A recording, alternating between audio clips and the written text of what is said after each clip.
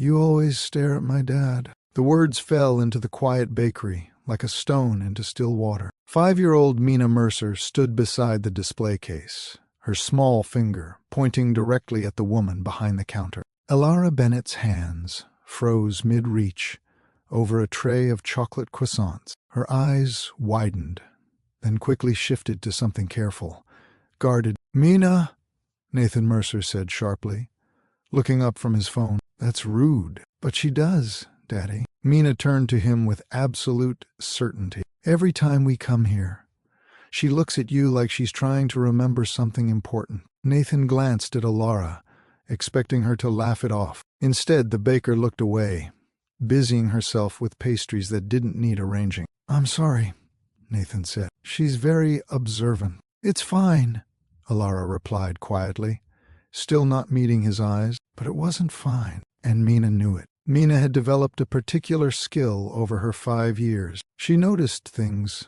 adults missed. She noticed that her nanny smiled differently when talking about her own grandchildren than when she smiled at Mina, a genuine smile versus a professional one. She noticed her father skipped track 7 on his playlist every single morning, never 6 or 8, just 7, always. She noticed their penthouse had 17 rooms, but only 3 ever felt warm. And she noticed that every Saturday morning at Honey Hearth Bakery, the woman behind the counter looked at her father with an expression she couldn't quite name, but knew was important. Nathan Mercer was a man who commanded rooms without trying. At 38, he'd built Mercer Capital Holdings into one of the most influential firms on the East Coast. His calendar was managed by 3 assistants. His daughter was raised by a rotation of nannies and tutors. He loved Mina. He would tell you that without hesitation. He provided everything: the best schools, the finest clothes,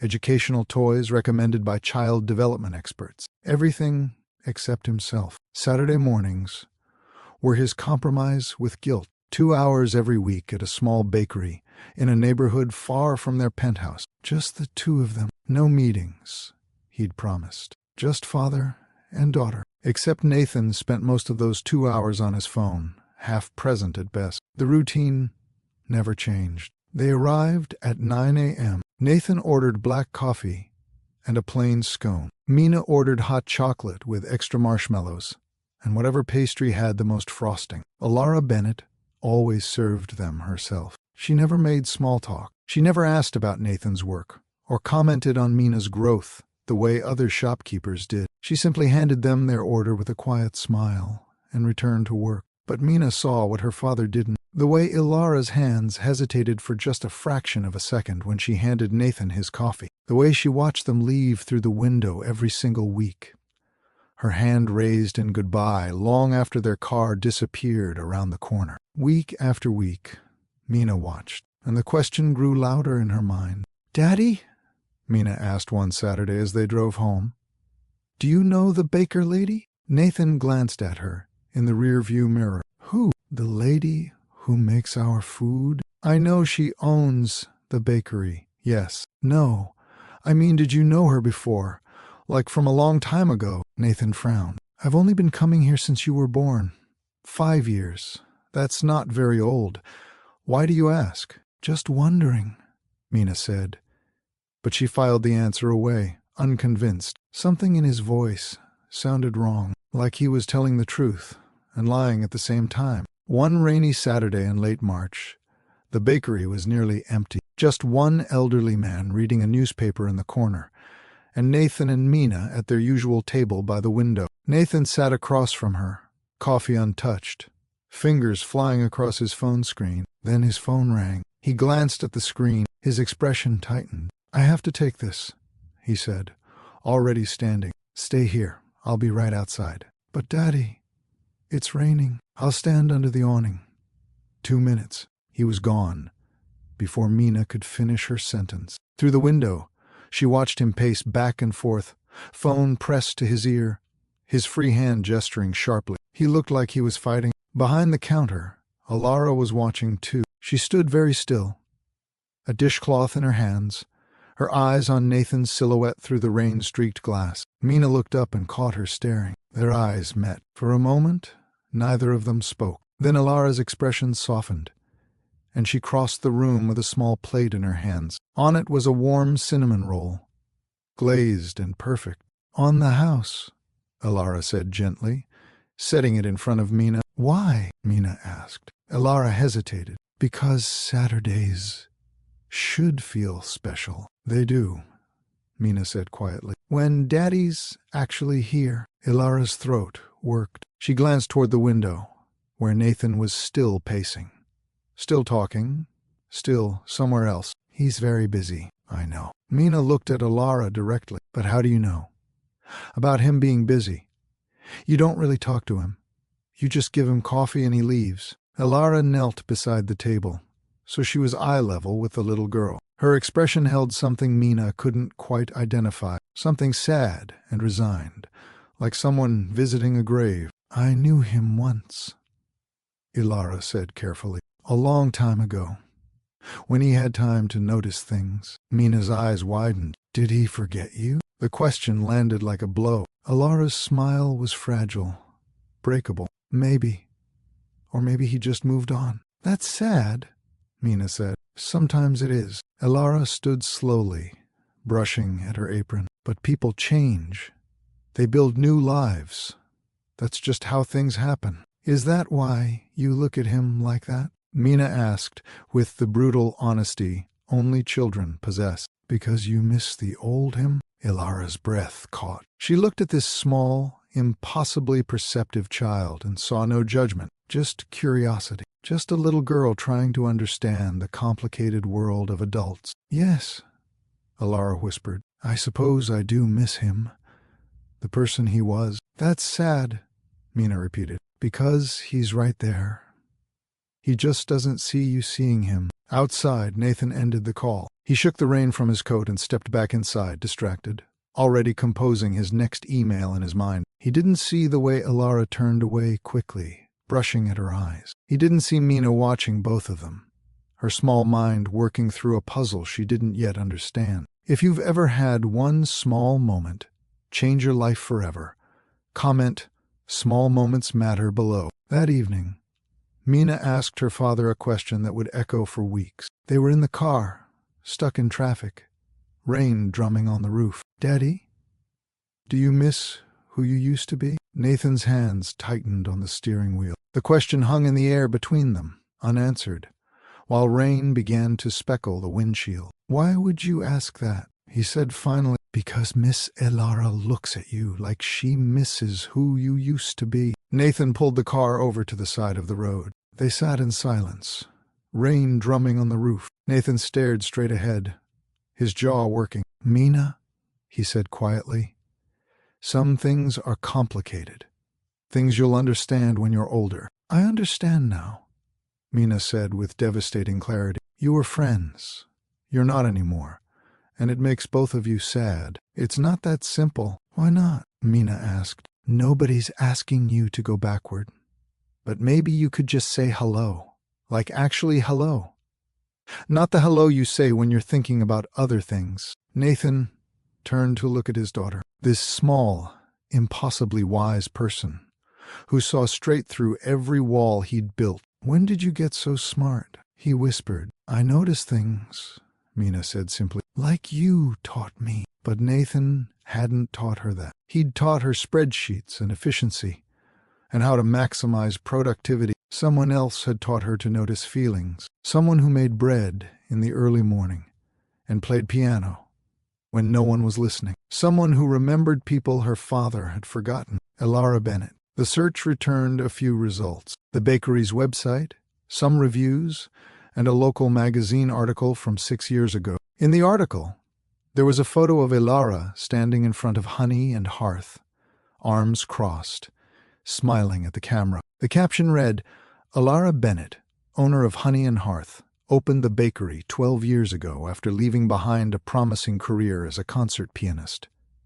Sometimes," she says, "you find your purpose in unexpected places." Nathan stared at the screen. A concert pianist? Something stirred in his memory, faint and distant, like a song heard through walls. He scrolled further and found an older article, archived from a university newsletter dated 18 years ago. Student pianist Elara Winters takes first place at regional competition. Winters, her maiden name. There was a photo. Elara at 20, standing beside a grand piano, holding a trophy, her smile bright and unguarded. Nathan's chest tightened. He remembered that smile, or thought he did. The memory was hazy, buried under years of deliberate forgetting. He clicked through more results. Another competition win, a recital announcement, a scholarship notification. This woman had been headed somewhere. Concert halls, recordings, a future that gleamed like polished gold. And she'd given it up for a bakery in a neighborhood that smelled like rain and old books. Why? Nathan closed the laptop.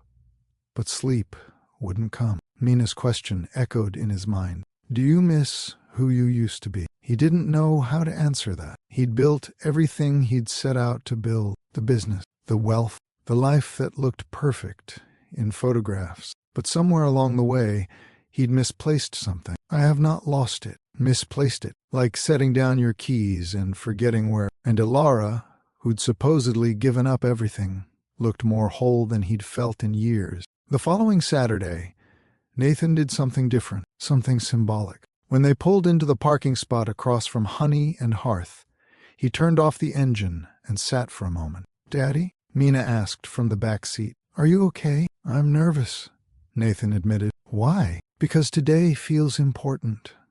Like I'm making a choice that matters. He pulled his phone from his pocket, the device that had been his constant companion for 15 years, his lifeline to the business, his excuse for being half present in every moment. He looked at it for a long moment. Then he opened the glove compartment and placed it inside. Mina's eyes went wide. You're leaving it in the car? I'm leaving it in the car. What if someone calls?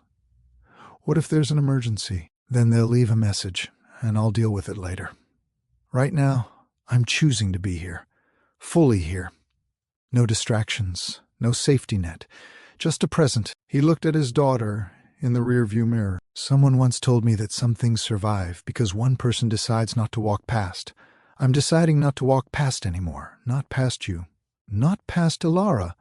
Not past the moments that actually matter. Mina unbuckled her seatbelt and leaned forward to hug him from behind. I'm so proud of you, Daddy. Nathan held her small arms against his chest, feeling the weight of the choice settle over him. It was terrifying. His phone contained his entire professional life. Emails from investors, messages from partners, updates on deals worth millions. And he was leaving it in a car to have coffee with a baker and his 5-year-old daughter. A year ago, that would have been unthinkable. Now, it felt like the most important decision he'd made in years. They crossed the street hand in hand. Through the window, Nathan could see Elara moving behind the counter, arranging fresh loaves, wiping down the espresso machine. The same routine she'd done every Saturday for as long as he'd been coming here. But today, everything felt different. Today, he wasn't just a customer. He was Nathan Mercer, the man who'd helped her 15 years ago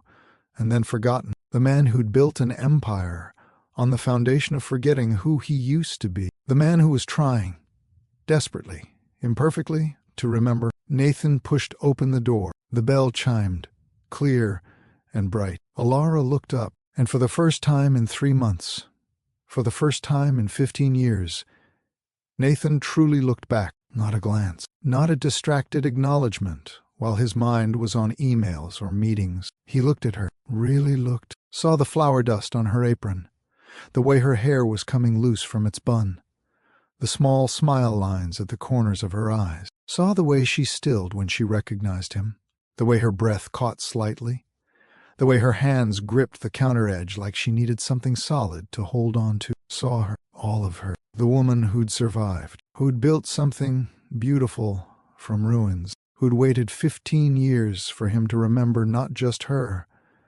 but himself. Good morning, Elara, he said, and her name felt significant in his mouth. Not a generic greeting to a service worker, her name, spoken with intention. Elara's eyes widened slightly. In 3 months, he'd never used her name, never addressed her as anything other than a polite stranger. Good morning, Nathan, she replied, and something in the air between them shifted. Recognition, not just of faces or names, but of something deeper, of shared history, of connections that had never fully broken, just bent under the weight of time and distance and choices made in fear. Mina stood between them, looking from her father to Ilara and back again, a small smile on her face. "He left his phone in the car," she announced proudly. Ilara's eyebrows rose. "Did he?" "He did. He said he's choosing to be present, fully present." Ilara's gaze moved back to Nathan, and something in her expression softened. "That's wonderful, Nathan. I'm trying," Nathan said quietly. "Trying to be the person I should have been all along. The person who stops instead of walks past." The bakery was empty, except for them. Too early for the regular crowd. Just the three of them, in the warm, yeast-scented space. Ilara came around the counter slowly, wiping her hands on her apron. "Can we talk?" Nathan asked. "Really talk? Not the polite customer and baker talk? Not the catching up over dinner talk? I need to say things. Things I should have said 15 years ago." Ilara nodded, her eyes bright with unshed tears. "I'd like that." Mina sensed the adults needed privacy. "Can I go draw in the booth?" "Of course, sweetheart," Nathan said. Mina skipped off to the corner booth, pulling out her crayons and paper, giving them space but staying close enough to feel part of things. Nathan and Ilara stood facing each other, the counter between them feeling both like a barrier and a bridge. "I remember," Nathan said quietly. "I've been remembering all week, little pieces at first, then more. The night outside the hospital, the pastries are falling. You are sitting on the curb crying like your world is ending." Ilara's hand went to her throat. "You remember." "I remember kneeling beside you in the snow. My knees are getting wet and cold, gathering ruined scones and muffins, asking if you were okay and you saying, 'Do I look okay?' with this awful broken laugh." His voice thickened. "I remember walking you to the bus stop. 6 blocks. You were telling me about your mother. Cancer. The bakery failed. The scholarship you were losing. Everything is falling apart at once." Ilara wiped at her eyes. "I remember all of it too. Every detail. The way your coat was too big. The way you didn't flinch when I started crying on a stranger. The way you listened to what I was saying actually mattered." "It did matter. You mattered. But then you left," Ilara said. Not accusatory, just factual. "Then I left," Nathan agreed. "And I told myself it was the right thing, that you'd be fine, that I'd done my part, that I could move on with a clear conscience. But the truth is, I thought about you constantly, for months. I wondered if you were okay, if your mother survived, if the bakery made it, if you ever play piano again." "Why didn't you reach out?" Ilara asked, genuinely curious. "Because I was a coward," Nathan said simply. "I was afraid of what I'd find out. Afraid that my help hadn't been enough. Afraid of feeling responsible for someone else's suffering. So I buried it. Buried the memory.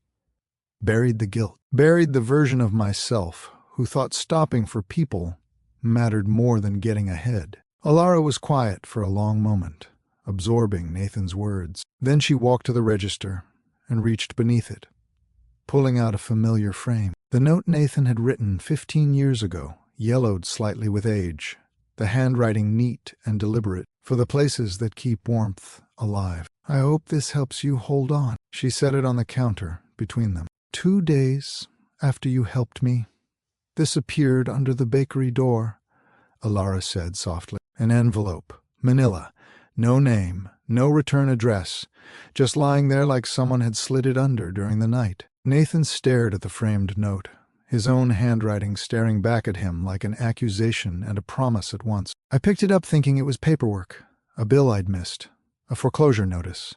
Something terrible. I almost didn't open it because I was so tired of bad news.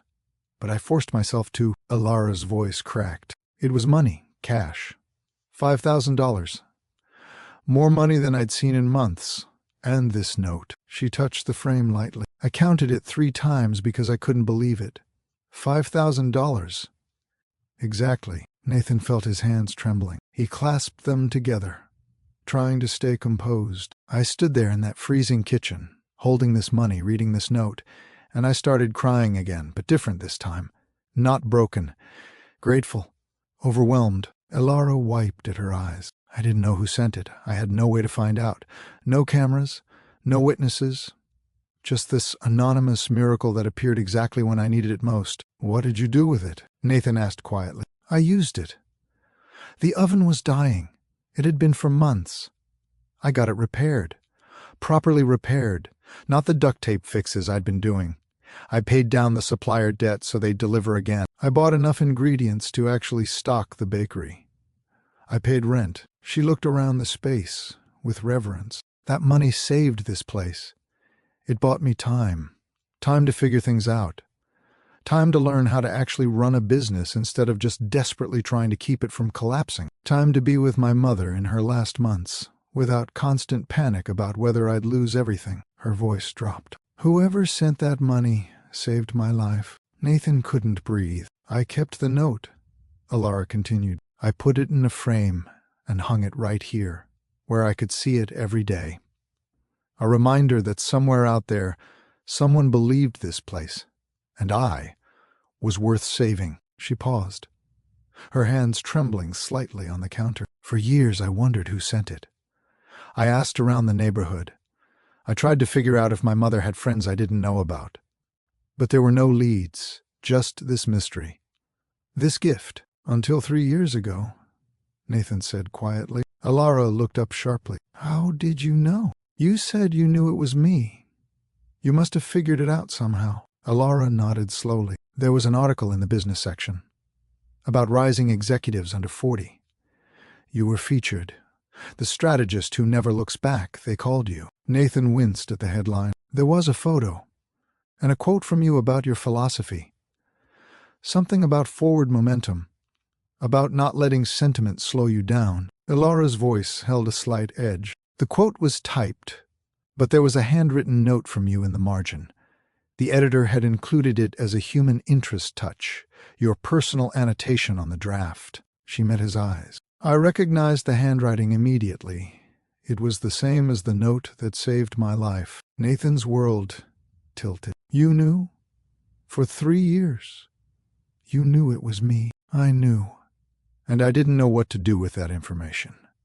Because the man in the article, successful, driven, ruthless, he didn't sound like the man who'd knelt in the snow to help a stranger, who'd listened without judgment, who'd given away $5,000 without expecting anything in return. Elara's voice grew soft. I didn't know which version was real, the kind stranger or the corporate strategist.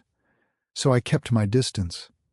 I kept the knowledge to myself. And then I walked into your bakery, Nathan said. And then you walked into your bakery with your daughter, looking exactly like the man I remembered, but completely different at the same time. Harder, sharper, like someone who'd built walls so high they forgot what they were protecting. She looked at him with devastating honesty. Did you think about saying something? That first day, Elara laughed softly. Every week. Every single week I thought about saying, do you remember me? But I was afraid. Of what? Of exactly this. Of you not remembering. Of realizing that something that shaped my entire life didn't even register in yours. Of discovering that the man who saved my life had become someone who wouldn't even recognize me. Nathan felt tears burning in his eyes. I'm so sorry for forgetting, for not coming back, for being so focused on building something that I forgot to be someone. Elara reached across the counter and took his hand. I don't need an apology. I need to know if that person still exists. The one who knelt in the snow. The one who believes some things survive because one person decides not to walk past. She looked at him with naked hope and fear. Or did he die somewhere between that night and now? Nathan thought of Mina, of the recital he'd missed, of the dinners eaten in separate rooms, of the 17-room apartment that felt empty. Despite being full of expensive things, he thought of the countless people he'd walked past in the last 15 years. Business partners he'd discarded when they were no longer useful. Employees he'd fired without learning their names. Opportunities for connection he'd dismissed as distractions. He'd become exactly what he'd been praised for in that article. Someone who never looked back. But looking at Elara now, At this woman who'd survived because he'd once chosen compassion over convenience. He felt something shift. "He's not dead," Nathan said quietly. "He's just buried. Under years of trying to be someone I thought I was supposed to be. Under ambition and fear and the relentless pursuit of success that didn't require vulnerability." He met her eyes. "But I want to bury him. I want to remember who I was and choose who I want to become. And I'm asking not for forgiveness because I don't deserve that yet, but for a chance. A chance to remember, to rebuild. To be the person who stops instead of walks past." Ilara's tears fell freely. "Okay," she whispered. "Okay." From the corner booth, Mina called out without looking up from her drawing. "That sounded like a commitment to me." Both adults laughed, despite the tears. "It was a commitment to trying," Nathan clarified, his voice still thick with emotion. "That's how all good things start," Mina said wisely, her crayon still moving across the paper. "With trying." If this story is touching your heart so far, take 1 second to like the video. It really helps more people find stories like this. Ilara squeezed Nathan's hand once more, then released it. "I should make your coffee. Actual coffee this time, not just standing here getting emotional." "I don't mind the emotional part," Nathan said. "Neither do I," Ilara admitted. "But I also don't want to burn the next batch of croissants. And they're due out of the oven in 3 minutes." She moved back around the counter, and Nathan settled into the booth across from Mina. His daughter looked up at him with knowing eyes. "You did good, Daddy." "I'm trying, sweetheart." "I know. I can tell." Mina returned to her drawing, adding careful details to what looked like a map of some kind. Nathan watched Ilara through the kitchen window, pulling golden croissants from the oven, and felt something he hadn't felt in 15 years. Not an accomplishment, not success, but peace. The deep, abiding peace of being exactly where he was supposed to be, doing exactly what mattered, with people who saw him fully and cared anyway. It was terrifying and exhilarating in equal measure, but mostly, it felt like coming home. Over the following weeks, Nathan and Ilara fell into a rhythm. Saturday mornings remained sacred. The 3 of them together at the bakery.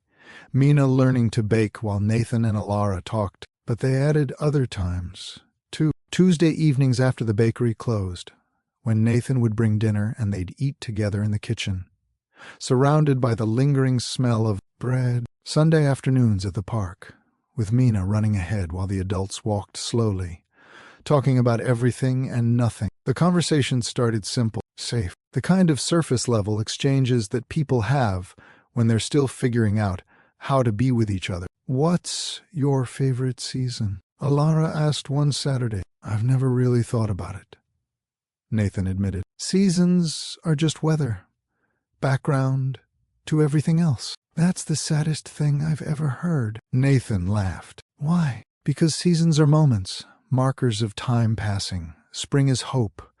Summer is abundant. Fall is changing. Winter is rest. How can you not have a favorite?" "Okay, fine. What's yours?" "Winter," Ilara said immediately. "Winter? Really? It's cold and dark and everything dies." "Everything rests," Ilara corrected. "There's a difference. Winter is when the earth recuperates, when things that have been growing all year get to stop and just be. I love that.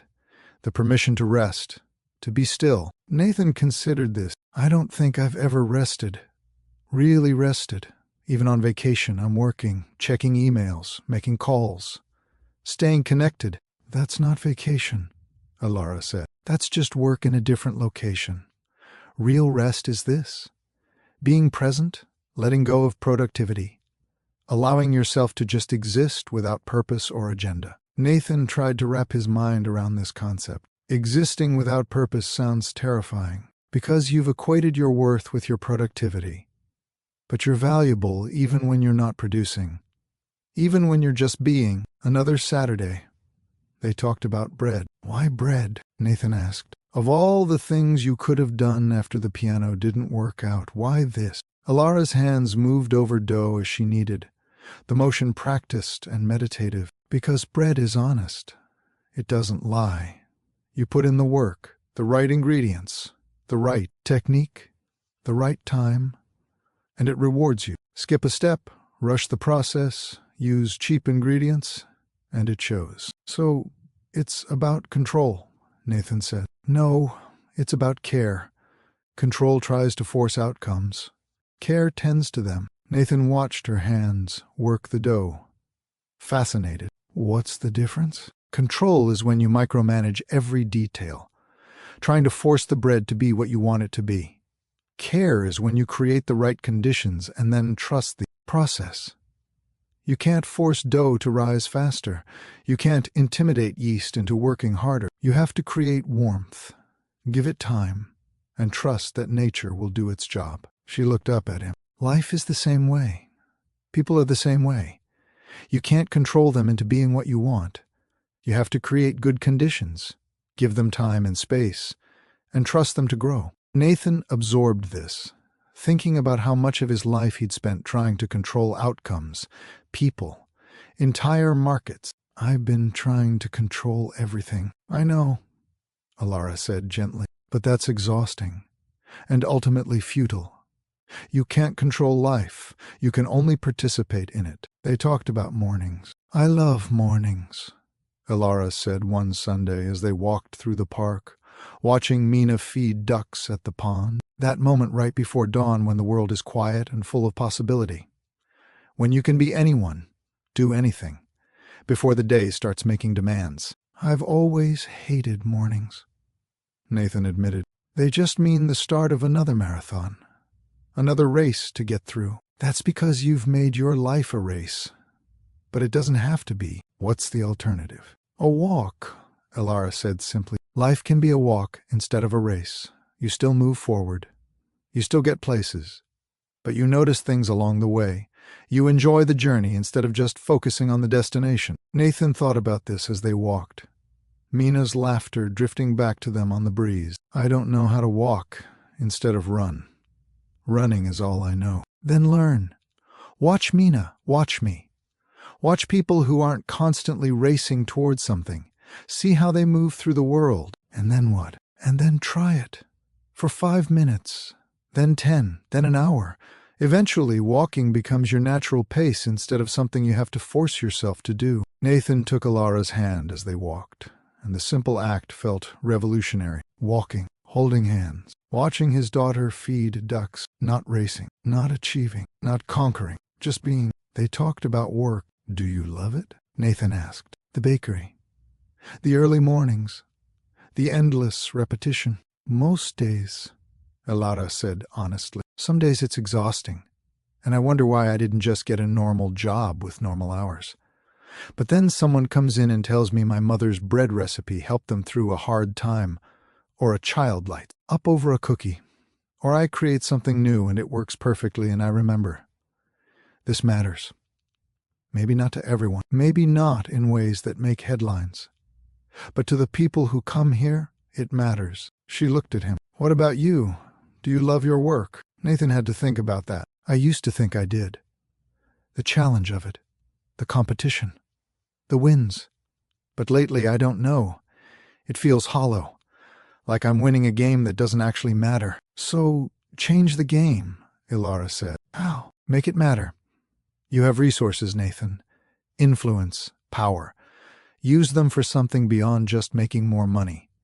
Build something that actually helps people. That leaves the world better than you found it. I've been thinking about that, Nathan said. There's a mentorship program. Big Brothers, Big Sisters. I signed up. I meet my match next week. A 10-year-old boy whose father works 3 jobs and barely has time to breathe. Alara's eyes shone with emotion. Nathan, that's wonderful. It's terrifying, Nathan admitted. I don't know what I'm doing. I don't know how to be a mentor to a kid who's not my own. But I figure I'll learn.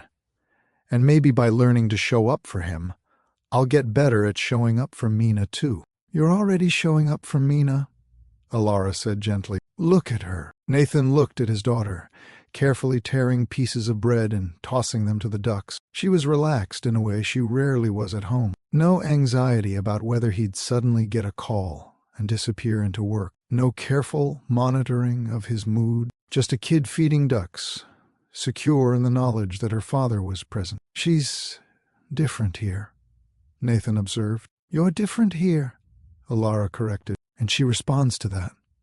Children always know when adults are fully with them versus just going through the motions. The most profound change in Nathan wasn't visible to outsiders. It wasn't the reduced work hours, or the Saturday morning routine, or even the mentorship program. It was internal, fundamental. Nathan was learning to listen, really listen. Not the performative listening he'd done in business meetings, nodding while mentally drafting responses, waiting for his turn to speak, but genuine, open, curious listening. The kind that seeks to understand rather than to respond. It started with Mina. One evening, she came home from school upset about something a classmate had said. In the past, Nathan would have half listened while reviewing documents, offered some generic advice, and moved on. This time, he set aside his laptop completely. I turned to face her and just listened. "Sophie said my drawing was ugly," Mina said, her eyes welling with tears. Nathan's first instinct was to fix it, to say Sophie was wrong, that Mina's drawings were beautiful, and move on. But he'd been learning from Alara that fixing wasn't always what people needed. Sometimes they just needed to be heard. "That must have hurt your feelings," Nathan said instead. Mina nodded, tears spilling over. "I worked really hard on it. I used all my favorite colors." And she just laughed and said it looked like a baby made it. "What did you do?" "I threw it away, right in front of her, so she couldn't laugh at it anymore." Nathan's heart ached for his daughter. How did that feel? Mina thought about this. "Bad, because I liked the drawing. And now it's gone. And Sophie still thinks I'm a bad artist." Nathan resisted the urge to solve the problem, to call Sophie's parents, to tell Mina that Sophie's opinion didn't matter. Instead, he asked, "What do you wish you'd done instead?" Mina considered this seriously. "I wish I'd kept the drawing and told Sophie that I liked it, even if she didn't, because it made me happy, and that's what matters." "That sounds wise," Nathan said. "Do you want to make another one?" "Can I?" "Of course.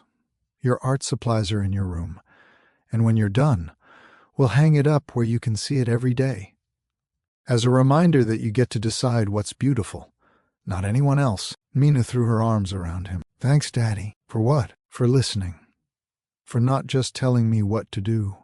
For helping me figure it out myself." By spring, Nathan visited the bakery on weekdays, too. Not as a customer, but as family. He helped Alara prep ovens on Sunday mornings. He stopped by after mentoring sessions with Daniel, the 10-year-old boy he'd been matched with. He showed up not because he had to, but because he wanted to. Mina noticed he smiled before they even entered the bakery now. "You're different, Daddy," she observed one day as they walked toward Honey Hearth. "You smile just because we're coming here." Nathan paused. "What do you mean?" "Before, when we'd come here, you'd have your work face on, all serious and thinking about other things.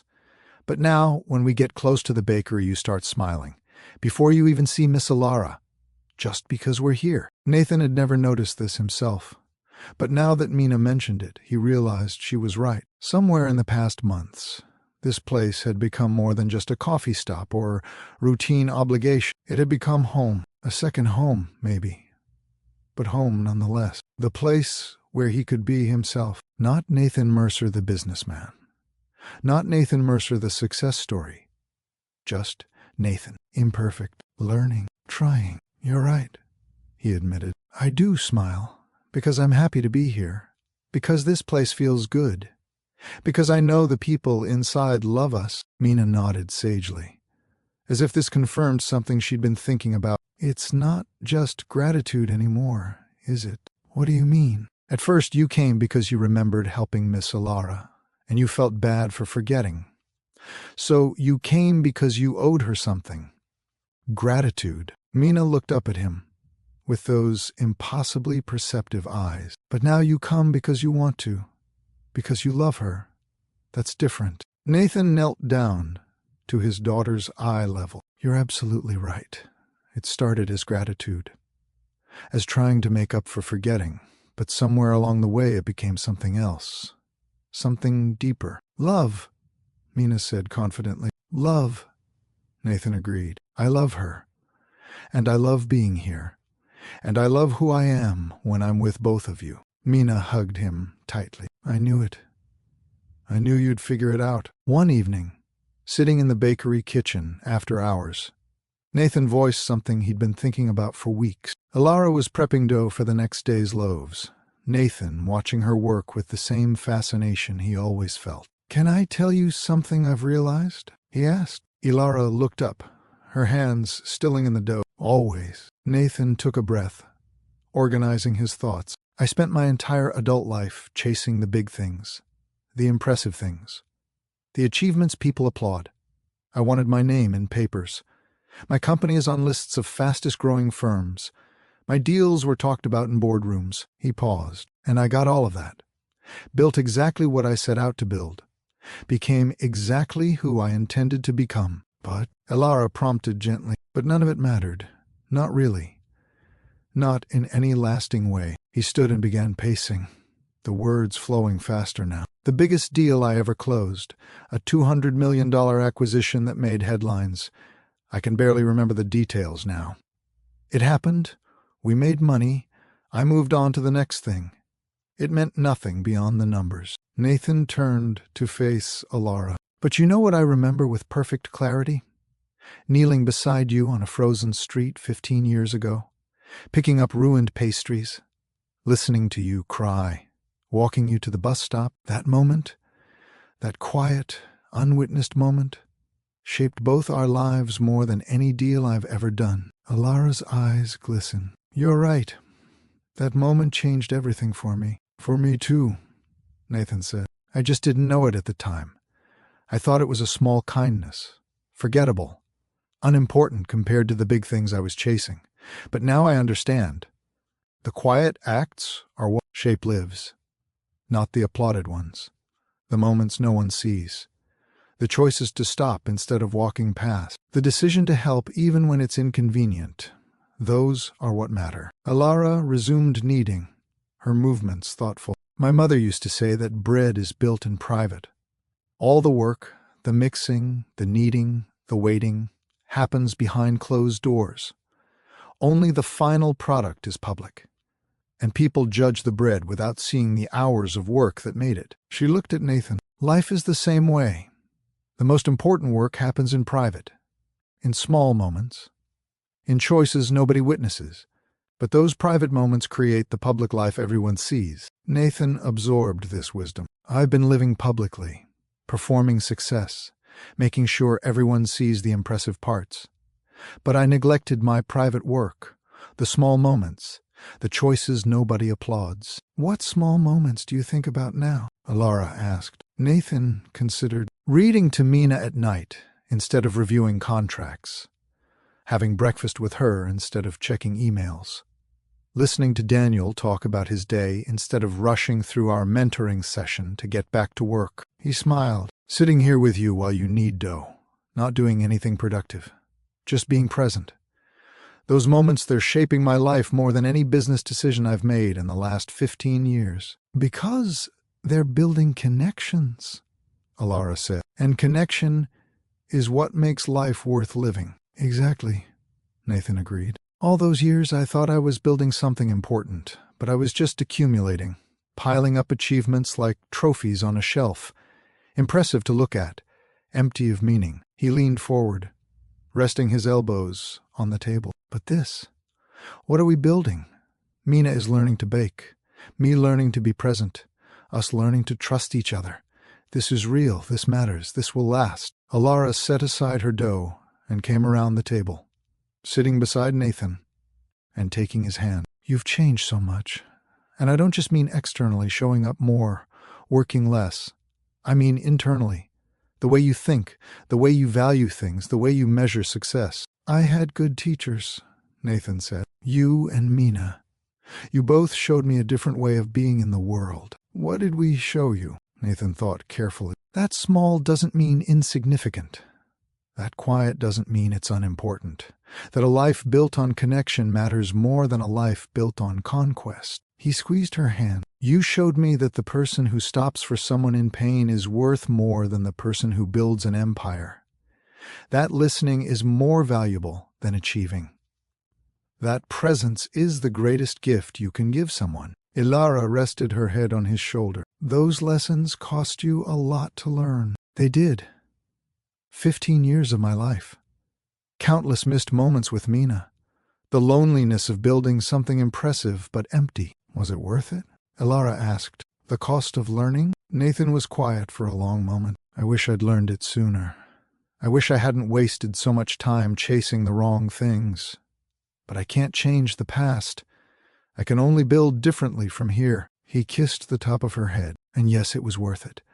Because I'm here now. With you. With Mina. Building something real. If I had to go through 15 years of emptiness to get here, to this moment, to this understanding, then yes. It was worth it. Ilara pulled back to look at him. Promise me something. Anything. Promise me you'll remember this. On the hard days. When work pulls at you. When the old habits try to reassert themselves. When efficiency starts sounding more appealing than presence. Promise me you'll remember what really matters. Nathan cupped her face gently. I promise. I'll remember. Because I have you and Mina to remind me. And I've learned that the biggest things, the things people applaud, they're empty. But the quiet acts, the small kindnesses, the moments of genuine connection, those shapes live, those last, those matter. He smiled. I once thought the biggest things were what people applauded. Now I know the truth. Quiet acts shape lives the most. And I'm committed to building a life shaped by those quiet acts, by small kindnesses, by showing up, by being present. Ilara kissed him softly. Then you're exactly where you need to be. We're exactly where we need to be, Nathan corrected. Together. They sat in the quiet kitchen, surrounded by the smell of rising dough and the warmth of the ovens, and Nathan felt peace wash over him. Real peace. Not the false peace of control and isolation, but the deep peace of connection and presence, and building something that mattered. He'd spent 15 years chasing the wrong things, but he'd found his way back, thanks to a cold street, a folded note, and a child who noticed what others ignored, thanks to quiet acts that shaped everything. One snowy evening in December, Nathan stood outside Honey Hearth as Ilara locked up for the night. Snow dusted her hair and shoulders. She looked up as he approached, surprise and pleasure crossing her face. Nathan, what are you doing here? I wanted to see you. Is that okay? It's more than okay. They stood in the falling snow, facing each other, and Nathan felt the weight of everything unsaid pressing against his chest. I had my mentoring session tonight, he said, with Daniel. How did it go? Really well. He's a great kid, smart, funny, desperate for someone to pay attention to him. Nathan smiled. I helped him with a book report. We talked about his favorite books, about what he wants to be when he grows up. And I realized something. What? This is what I should have been doing all along. Not building wealth for the sake of building it, but using what I have, time, resources, experience, to help people, to make individual lives better. Ilara stepped closer. You've changed, Nathan. Profoundly changed. I'm trying to change. No, Ilara said firmly. You have changed. I can see it. In the way you talk, the way you listen, the way you show up. You're different than you were 6 months ago. Nathan felt his throat tighten. Mina would say, I'm learning to pay attention. Ilara smiled. Mina is wise beyond her years. She gets that from you, Nathan said. From watching you. Learning from you. You've taught both of us how to be present, how to value people over productivity, how to measure what matters. The snow fell harder now, creating a cocoon of white around them. I need to tell you something, Ilara said, her voice trembling slightly. Tell me. I'm scared. Nathan's brow furrowed. Of what? Of this? Of us? Of how much I'm starting to need you? She looked down at her hands. For 15 years, I've been alone, independent, not needing anyone, and I told myself that was strength, that self-sufficiency was the goal. But lately with you, I'm realizing how lonely that was, how much I missed having someone to share things with, someone who sees me. Her voice dropped to a whisper, and that terrifies me, Because needing people means being vulnerable, means risking being hurt, means giving someone the power to destroy you just by leaving. Nathan stepped closer, closing the distance between them. I'm scared too, he admitted. Terrified, actually. Because I've spent 15 years building walls, keeping people at arm's length, convincing myself that isolation was safe. He cupped her face gently. But being with you, letting you in, trusting you with parts of myself I've kept hidden, it's the best thing I've done in years. Scary as hell, but necessary? Essential. Alara leaned into his touch. What if we mess this up? What if I need too much? Or you give too little? Or we hurt each other despite our best intentions? Then we'll figure it out, Nathan said. Together. We'll talk. We'll adjust. We'll choose to stay even when it's hard. Because this, what we're building, is worth the risk. You sound so sure. I am sure. About you, about us, about what I want my life to look like. He pulled her closer. I want it to look like this. Like us standing in the snow, being honest about our fears, choosing each other anyway. I want Saturday mornings at your bakery. I want Tuesday evenings talking until midnight. I want Mina to learn to bake from you. I want to build something real and lasting and beautiful. Alara's tears mixed with melting snowflakes on her cheeks. I want that too. So much. But I'm still learning how to let people in, how to trust that they'll stay. I'm still learning to be worthy of being needed, Nathan said. To show up consistently. To be someone people can count on instead of someone who's always chasing the next big thing. He rested his forehead against hers. But I'm committed to learning. With you. From you. For you. Alara's hands came up to grip his coat. You already were worth needing, Nathan. You just forgot. The words hit Nathan like lightning. What? You already were worth needing. 15 years ago. When you stopped for me. When you listened. When you helped without expecting anything in return. You were worth needing then. You just convinced yourself you weren't. Convince yourself that being needed was a burden instead of a gift. She pulled back to look at him fully. And now you're remembering. Remembering that being needed isn't weakness. It's a connection. It's purpose. It's what makes life worth living. Nathan felt something break open inside him. All this time, he'd been working to become someone worthy of love, worthy of connection, worthy of being needed. But Alara was telling him he'd always been that person. He'd just forgotten. Had buried that version of himself under ambition and fear, and the relentless pursuit of success that didn't require vulnerability. You really believe that? He asked hoarsely. That I was always worth it? I know it, Alara said, with absolute certainty. Because the man who helped me that night, he was worth everything. Worth waiting for, worth believing in, worth loving. Worth loving, Nathan repeated, the words feeling foreign and familiar at once. Worth loving, Alara confirmed. Then, now, always. Nathan pulled her fully into his arms and held her tight against him, his face buried in her hair, breathing in the scent of flower and vanilla and home. I love you, he said, the words finally breaking free. I think I've loved you since that first night, but I was too stupid and scared to acknowledge it. And then I buried it. Buried you. Buried us. But I love you, Alara. I love your strength and your patience and your wisdom. I love how you see people, how you care, how you waited for me, even when I didn't deserve it. Alara was crying openly now. I love you too. I've loved you for 15 years, through anger and grief and resignation, through building a life alone, through seeing you again and having to confront everything I'd tried to move past.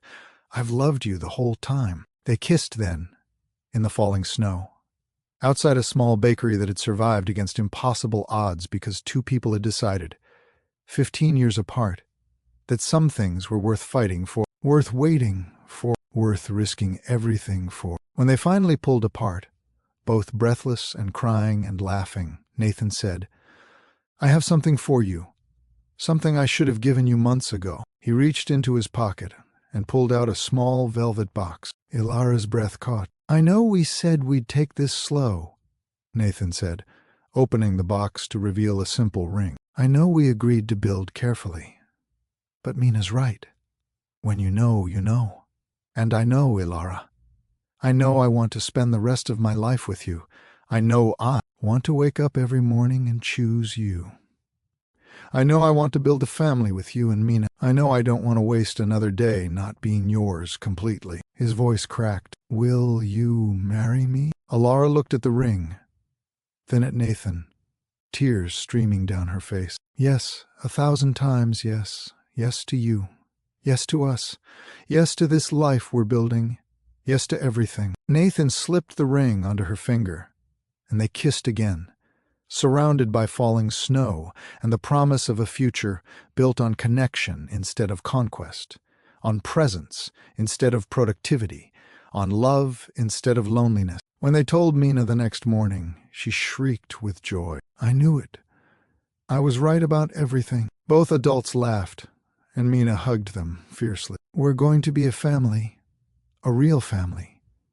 Finally, Nathan agreed, meeting Ilara's eyes over their daughter's head. Because family wasn't just biology. It was a choice. It was showing up. It was loving someone enough to let them see you fully and trusting they'd stay anyway. It was this, right here, right now. Nathan Mercer had spent 15 years building an empire. He'd achieved everything he'd set out to achieve: wealth, success, recognition, power. But he'd lost everything that mattered: connection, presence, the ability to see people as more than means to an end. He'd walked through life at such speed that he'd missed the moments that actually counted, until a 5-year-old girl asked a simple question that unlocked everything. He learned that the deepest connections begin in attention, in being willing to notice what others miss, in asking questions about what you observe, in refusing to walk past people in pain. He learned that kindness given freely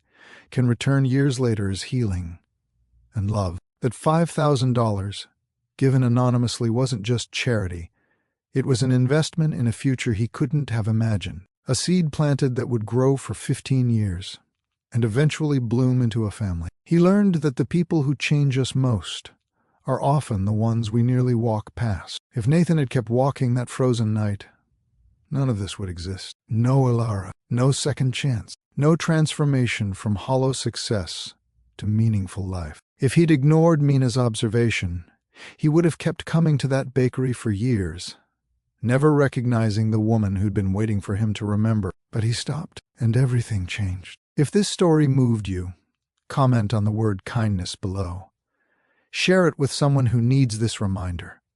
And subscribe to Mr. Ravel's stories for more powerful, life-changing narratives. The deepest connections begin in attention. Small kindness can return years later as healing and love. The people who change us most are often the ones we nearly walk past. Stop, notice, choose to see people, choose to help, choose to be present. Because those choices, quiet, unwitnessed, seemingly insignificant, are the ones that shape lives, not the applauded achievements, but the moments when we decide not to walk past.